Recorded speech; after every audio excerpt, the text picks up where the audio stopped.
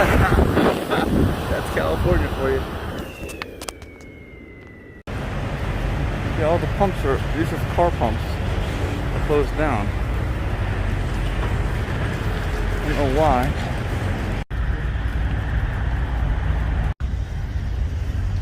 It was a mess in that bathroom, a nightmare. I didn't even brush my teeth to get the hell out of there. I don't know what Denise thought about the women's room. There's one of the van lifers parked right next to us. You can always tell because of the stuff in the windows, blocking out the shades, silver line stuff. So your bathroom was a nightmare also?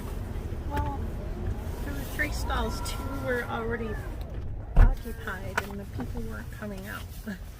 So it was kind of weird. You got to use the bathroom, right? Because I did, and I got the hell out. It was such a nightmare in there. And I mean, even the person cleaning was saying, you people are a mess, it's filthy, the health department's coming in. That's what the person cleaning said. They had a mohawk too. I was like, I'm getting out. This is an analogy for the whole state of California right now. It was clean, but it was apparent that nobody was here to buy anything since there's no gas. They were just here to use the bathroom. Oh my gosh. A couple people were buying things. It is snowing / raining. Oh my gosh. And we're hitting traffic. Another reason I can't wait to get out of here. It is snowing. It's not just raining. It's flat out snowing. I don't think you should. Let me out. Let me out. Let me out. Look at the snow. This is crazy. Get me out of here. Look at this. This, and we get heavy fog along with it.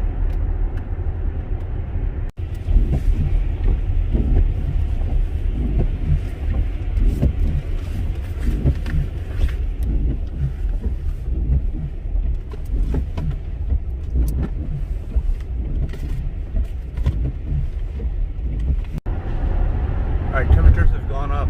It's 38, so there's no more snow. We're in San Bernardino, gone down a mountain, so I guess we were just at a higher elevation. Heavy fog ahead, it's up here again. Still have a ways to go. We're going over to Westminster, which is where the tire shop is that we went to a week or so ago. We've been driving for probably 20 miles now, and the battery is still not warmed up. It must have been really cold last night for the battery. Even though we had the heat on, it didn't keep the battery warm. It's a reminder, if I notice, there, it went away now. If I notice that the battery is low like that or cold, I should, when we get out to the bathroom, like we did this morning, heat up the car with the remote, and then it warms the battery when you do that. But I forgot to do that.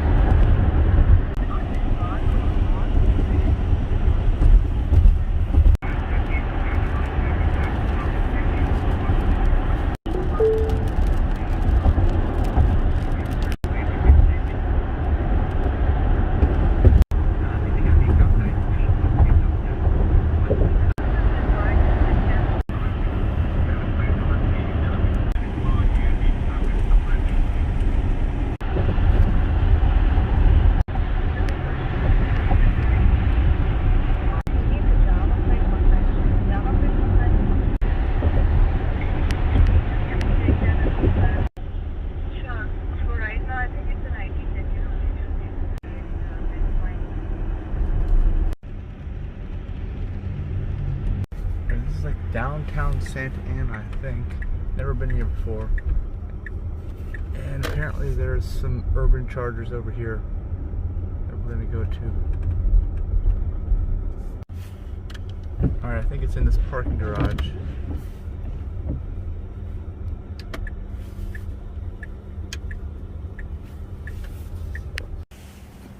To get a ticket, first 2 hours is a grace period, so we shouldn't have to pay.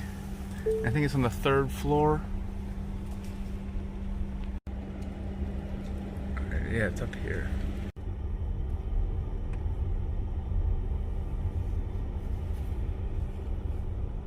Look Look how many there are. There's a ton of them here. Whoa. This is supercharge number 1750.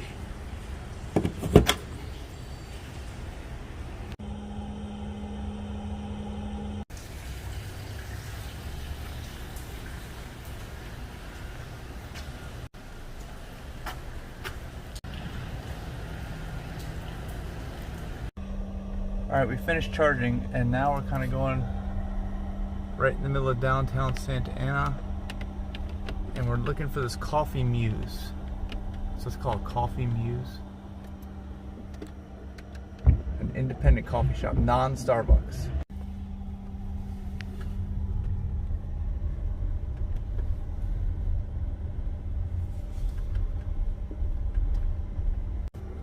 This place almost looks deserted and I don't think that they're here anymore. It was supposed to be right here. Do we see them? Are they open?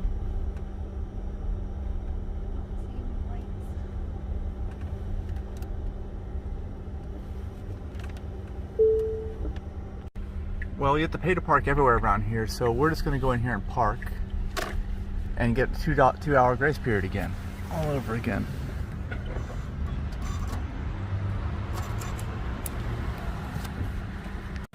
You like that? You like that painting? Mural?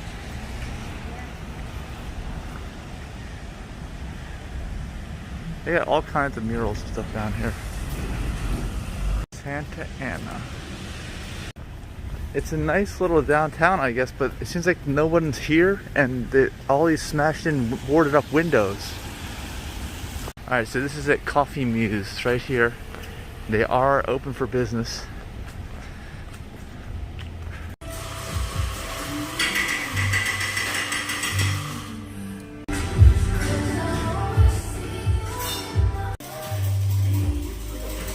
Oh. That might explain the broken door. Okay, so you said there was a sign that said their cash register was stolen. Yeah, and That's they why only take credit cards and no cash. That probably explains the broken out door. Yeah. What is lid logic? What is lid logic? Do you have any idea what lid logic is? It prevents you from dumping your shit all over your shirt. Have you ever seen one of these before? No. Neither have I. Oh, it is?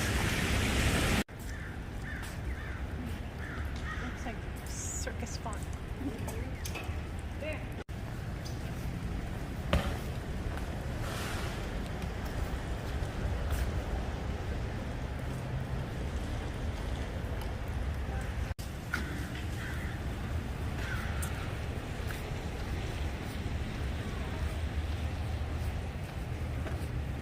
They even painted the dumpsters. This is why it looks different. See?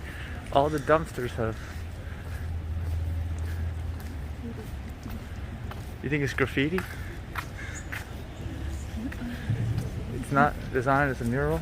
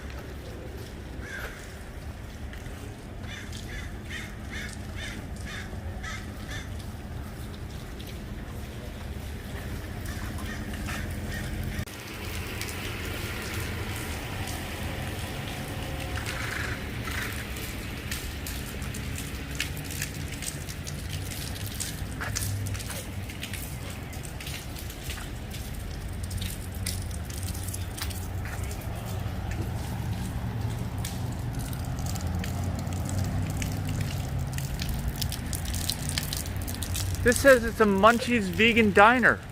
You see this? Munchies vegan diner. Breakfast, lunch, dinner. They're closed? They open at 5. Vegan diners are weird. Munchies vegan diner. Can we eat here at 5? I thought you wanted to get the hell out of California.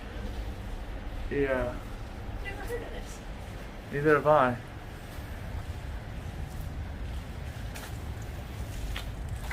So I guess they don't have breakfast. They open at 5. Only on Sunday, right? Yeah. I was told that they make all their own cheeses and sauces. It's probably good then. That's the only time they're good. Oh man.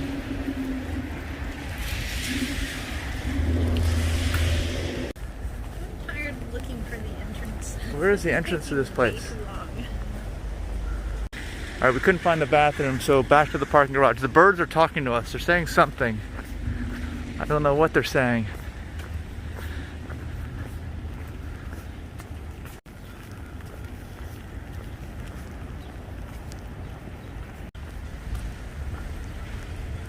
Did you read this? Breathing the air in this parking garage can expose you to chemicals including carbon monoxide and gasoline or diesel exhaust, which are known by the state of California to cause cancer and birth. Do not stay in this area longer than necessary.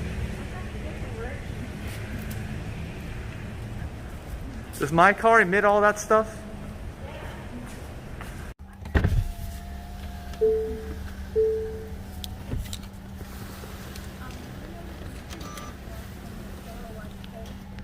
Because you got infected by COVID and you don't.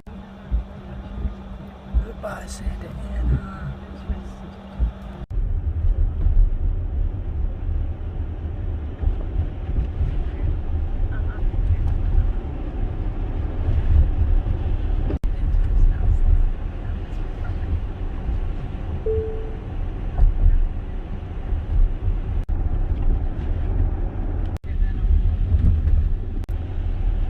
Alright, we're back in Westminster. We've been here like 10 days ago. Back to the 714 tires to get the alignment redone with this new special service tool that Don has developed for the camber and tow arms. And we've done previous videos on that if you want to see the installation of those and the alignment. Previous videos on the channel.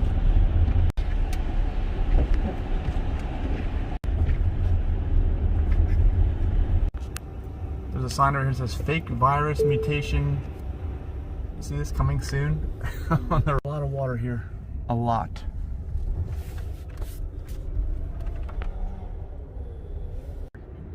We're back. Alright, so this is what the links are going to look like. Raising and lowering links. They're not on my car now, but they will be in the near future. Alright, so this is a special tool to align. So to align it in very low and keep it there. This is what you have to do?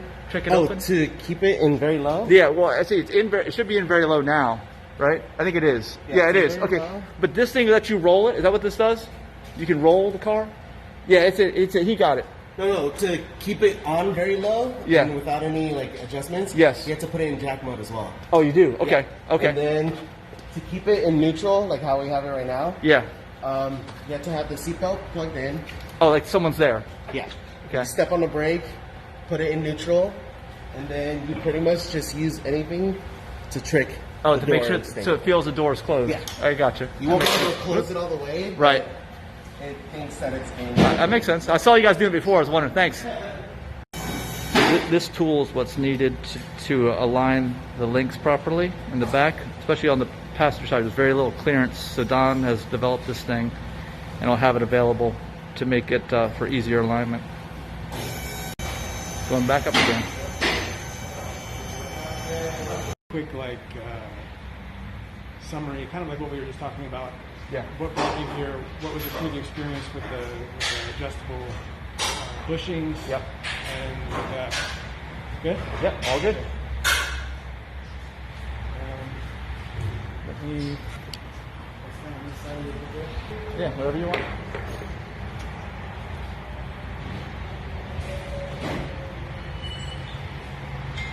All right, we are here today at 714 Tires with Mike Young from digitalnomad.net. Hello.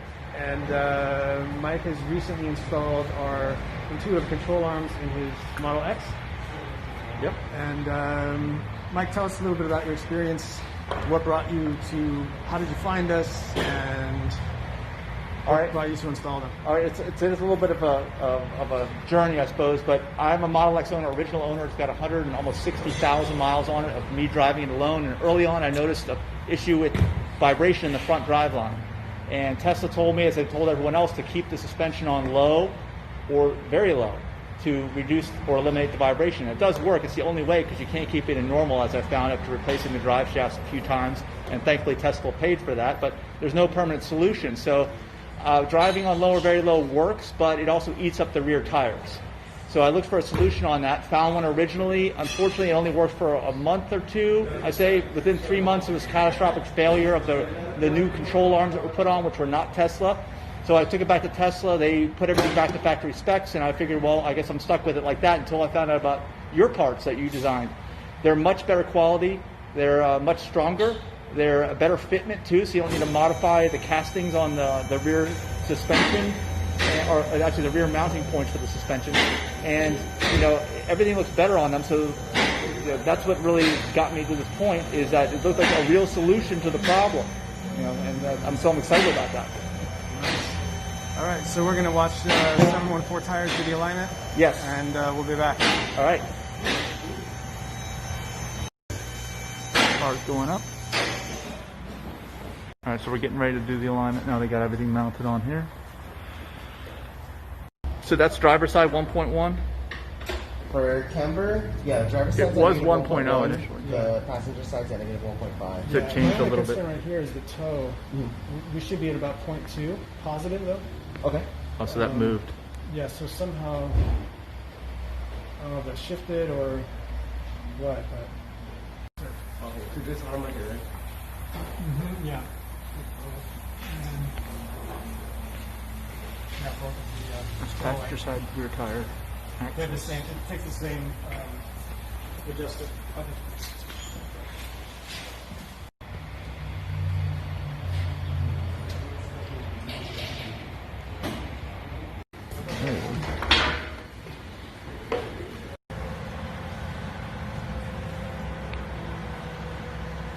Maybe you could tell us a little bit of your experience with your acceleration shutter problem, and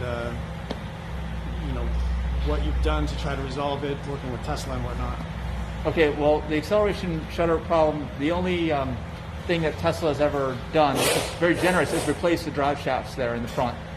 So unfortunately, it's not addressing the root cause of the problem, as I've determined through having it done twice and using the new parts that they designed. At one point they told me it was in engineering, and it wasn't engineering. They had to design some new clevis pins for the front, some new axle shafts, and I had all those put on, and still the same result, unfortunately. So just through process of elimination and my own just general knowledge of driving the car for 150,000 miles, it was obvious to me that there's something wrong with the angles of these drive shafts, right? So the minute I step on the accelerator hard and I'm at a high position, I feel a vibration. And I did shortly after I had the most recently engineered parts put on. But if I lower it down to low or very low, that vibration goes away, even with worn axle shaft parts.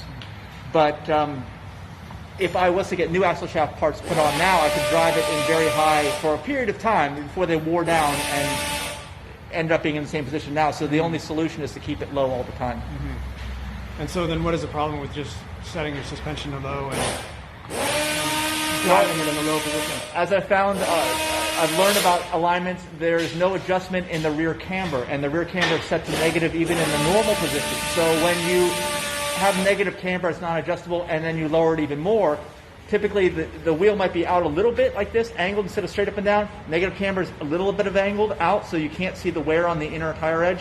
But then when you drop the suspension, it goes even more cambered out.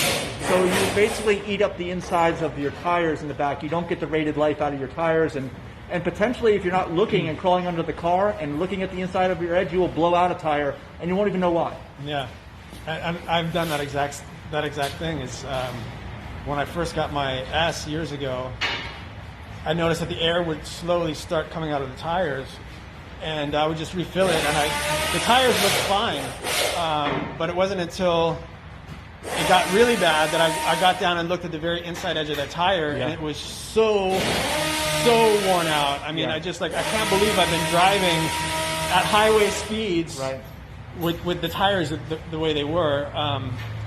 So and that's how I came up with these arms. Is I started looking into it and saying Glad you that did. even when you have the toe set correctly, you can't adjust the camber, and if the camber is -1.5 or more, you're definitely going to be getting some serious inner tire wear there. Yeah, and I'm not an engineer too, but all the stress that's on that inner edge may cause it to fail just because of the stress. Forget the wear part, but I'm not an engineer. But again, something I thought about, probably heats that up and puts a tremendous amount of weight on that edge to wear it down like that. Yeah. So cool. So we got his arms on here now, and we actually had it aligned before, and Mike's been driving it. How many miles you put on it so far? I'm guessing maybe 1,500 miles since we. Okay, so he's got 1,500 miles on the new arms. He's already gone off-roading with them in Death Valley. Unintentionally, but it did work out that way, and everything's good. Everything's cool. Cool. Yeah, because the previous solution I had definitely was not designed for strength, at least not normal types of driving strength. And Don's design intuitive design is much better, like orders of magnitude better, in my opinion. Oh, nice. Thank you very much. Yeah. All right, that's it for now.